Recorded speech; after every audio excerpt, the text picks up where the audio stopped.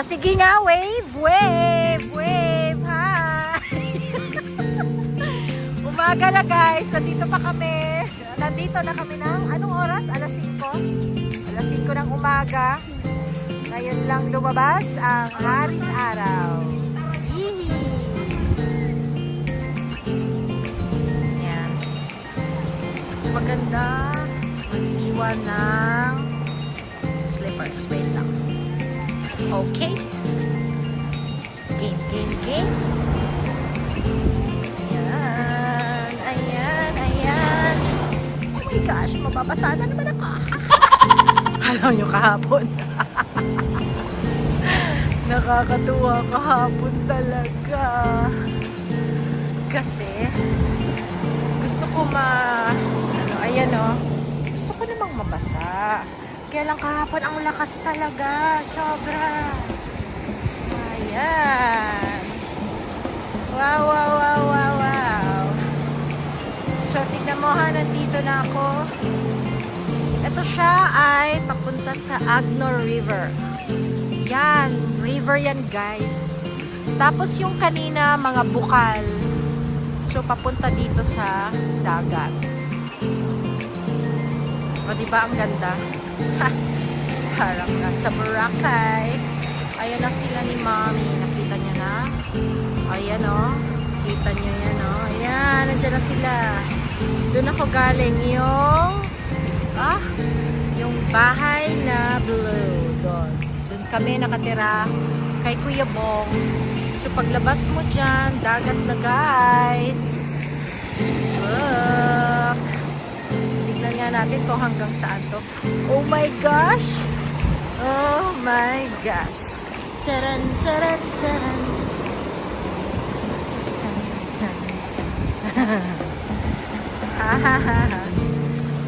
Saan ako nang galing? Lakas na ang alon dito. Pero kasi para siyang sandbar. Para siyang sandbar. Kaya lang ito, very, very nakakatakot ito kasi kung mapapansin nyo, dito naghahalo ang dagat at ang river. Oh. So, hindi maganda dito maglakad. Tapos, pansinin mo doon, no? Naging very, very, na siya. Naging very, very high yung sand. Mula daw yan. Kasi hindi yan ganyan dati, guys. Pero naging ganyan siya nung bagyo. Yung pinakamalakas na bagyo. Naging ganyan siya. Ayan o. Pakita ko sa iyo, ha? O, see? Ang laki na niyan. Supposed to be dati wala yan. Ayan. O, diba? Ang ganda. So, dito sila tumawid kanina ni ate. Titignan natin kung makakatawid tayo. Naka-shorts naman ako eh. So, let's see. Oh my gosh! Andito yung mga stones. Hanap tayo ng magandang stone. Look at that. Yung stone. Okay, bibigyan ko kayo ng secret, guys. Secret to Gratefulness. Natutunan ko ito sa book na The Magic. Pero, tinwist ko lang ng konti. So, pag pumupunta ako sa isang lugar, ang ginagawa ko is, I will find, sorry, mali. Ano ba namang English? Oh my gosh! I will look for a stone. And then yung stone na yon, pag hinawakan ko, kailangan ramdam ko yung pasasalamat. Yun. Pag naramdaman ko yun. yun, iuuwi ko yung stone na yun. Yun lang yun eh, no? It's not about how beautiful the stone is. It's about the feeling of gratefulness. So when you grab the stone and then hahawakan mo siya, pakiramdaman mo kung gaano kalakas yung feeling ng gratefulness. So for example, kuha tayo ng isa. Example lang. Kuha ka nito. Ayan, kukuha ka. And then, hahawakan mo siya. And then, pakiramdaman mo, ang ganda ba ng feeling? Or parang wala, you cannot feel anything? Then you leave it. And you look for another one. So, kung sa tingin mo, ito ay maganda, at hindi naman talaga na feel, hanap ka ng iba. So, hanap ka ng iba. And then, ganun ka ulit. And then, pakiramdaman mo. But you know what, in this journey, meron na ako nakita eh. Here.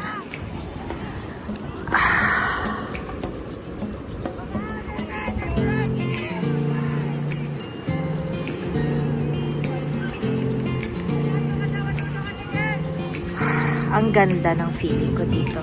Sobra. So, I'll bring this home. Sige. So, now, subukan natin. Hanggang saan to sa paa ko. Kasi malalim to, hindi to biro, and the current is medyo malakas.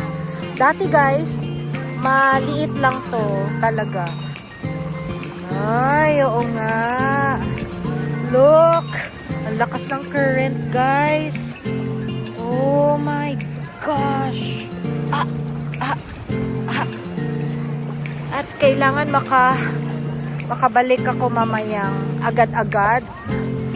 Kasi, kaya very important na malinis yung mga tao sa taas at hindi magtatapon ng basura. Imaginein mo na lang kung may basurang kasama yan. O, diba? O, diba? O, diba? Oh, wow. I'm here. And I'm walking with no slippers. Medyo masakit siya, pero I love it. I love it talaga. Psst. Alis muna ako. Ito ang transient house ba to? Bong's Transient House. Ayun! Ito ay registered po. So, Bong Transient House. Tcharan! At ang palagi niyong hahanapin ay si Boom! Si Ate Aida! Alagang-alaga kami ni Ate Aida. So, dito kami nagka-stay. Tapos, ipapakita ko sa inyo. Medyo a little bit virgin pa. So, doon ka papasok. Basta tawagan mo lang si Ate Aida. Sabi kaya si Kuya Bong. Tapos, ito yung mga kubo-kubo nila. Ito siya. Kubo ni Ate Mimi. Yan, dalawa to. O, meron pang isa doon sa kabila. Yan, dalawa yan. Tapos ito, kay Ate Aida to. 4 yata to. Yan. Kaagad na kaagad. O, diba? Parang wala pang ilan yon 10 to 20 steps. Kaya maingay ngayon kasi merong galing sa school na ano yata yan, mga scout, mga boy scout, girl scout. Ayan, may umuupa guys. So bali, meron siyang 4 na kubo dito. 1, 2, 3, 4. So dyan sa dalawa, merong umuupa today. Galing pang Manila yan. So itong dalawa ay inaayos pa dahil nung bagyo ay lahat ito na wash out.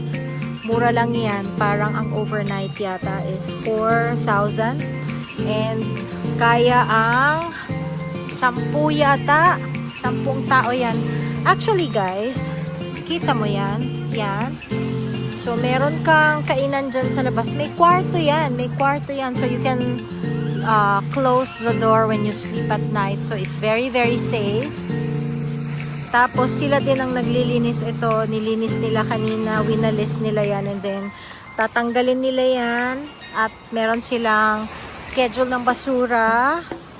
Yan. Nandun ako kanina, oh. Yan, di ba? Ang ganda-ganda. Dun. Alam mo yun. Where is it? Yan. Yung batong yan. Lagi kami pumupunta dyan pagka low tide. Ngayon, low tide kasi pag morning low tide dito. Low tide, pwede kang pumunta dyan. And then, yan yung tinatawag nilang aquarium. Kasi, ang daming mga rocks dyan. Mga natural rocks. Mga malalaki talaga.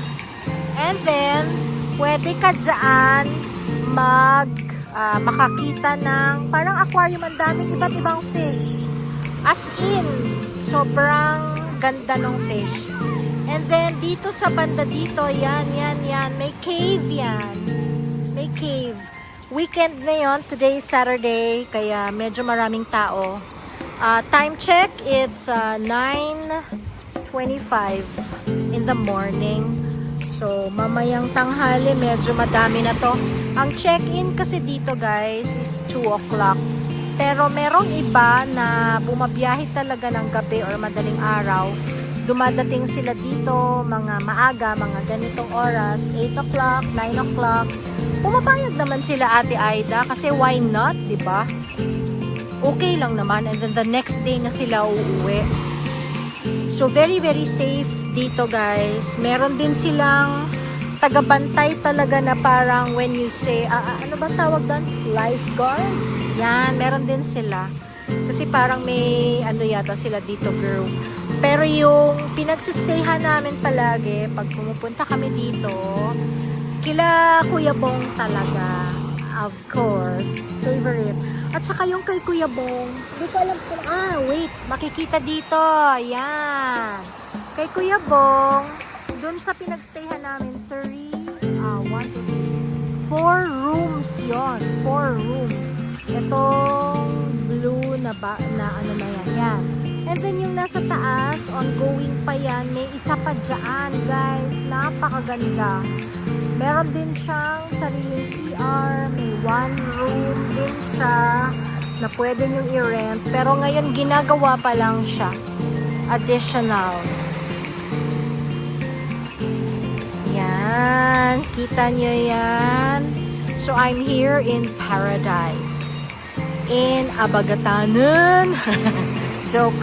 Abagatanen, Agno, Pangasinan. Ano to? Ano nga yun? Barangay Cherva. Barangay Macaboboni. Ayun, naalala ko. Barangay Macaboboni, Abagatanen, Agno, Pangasinan. Ayan. So, punta kayo dito. Punta kayo. Ang pinakamalakas na dito at pinakamarami, laging fully booked sila every single day. Weekday, weekend, ay summer. And even on Christmas, ganitong December, madaming tao pag weekend. So, ngayong December 15 yata, fully booked na ito lahat. Kaya pinagmamadali nilang ayusin yung dalawang yan. Kasi may gagamit niyan. Yung nakita nyo na parang white doon sa likuran nito. Transient house din yan. Ang daming transient house dito guys. Pero pwede naman na kukontakin nyo lang si Ate Aida, si Ate Mimi, si Kuya Bong. Pwede naman silang tatlo. So, si Ate Aida, si Ate Mimi, at saka si Kuya Bong. Pwede nyo yan silang kontakin. Kasi, ano yan sila, magkakapatid po yan. Ang dami-dami hanggang dito yan. Yan. Yan. ito mga anak ni Kuya Joris naman. So may banana boat, pwede kang mag-boating, pwede kayong mag-island hopping, pwede talaga, as in, pwede talaga. And it's cheaper here and it's more parang anong tawag doon? Basta sa akin, dahil mahaba yung biyahe, malayo ang Pangasinan, pero of course pagdating mo dito ayaw mo nang umuwi. Okay? Yan, babushki!